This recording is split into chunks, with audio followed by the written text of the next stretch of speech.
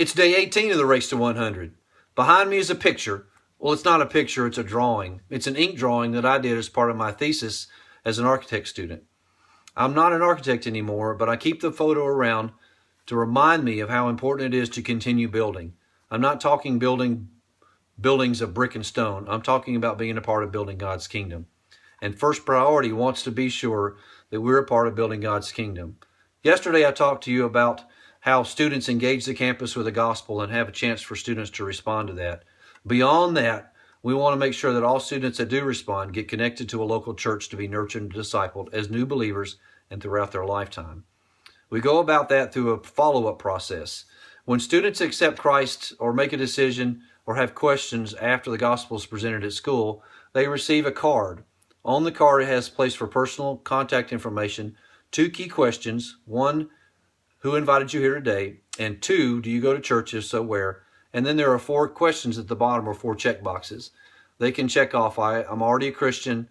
I accepted Christ today as my Savior. This is an important decision. I'd like to talk to someone about it. Or I hear what you're saying, but I'm not interested. Students and adult leaders take up the cards once the gospel is presented, and they go through the follow-up process, which has 2 aspects.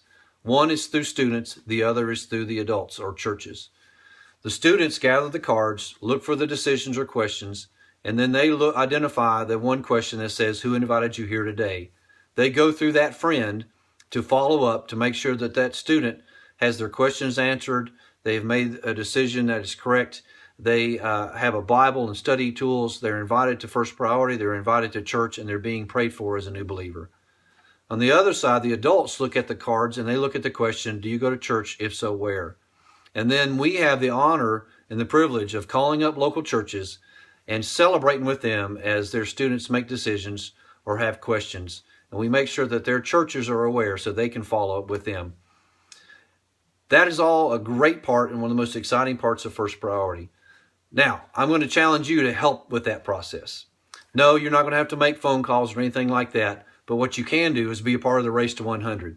We are seeking 100 people in the first 100 days of 2015 that will be willing to donate $25 or more a month for a commitment of at least 1 year to empower students as they reach students and plug them into local churches.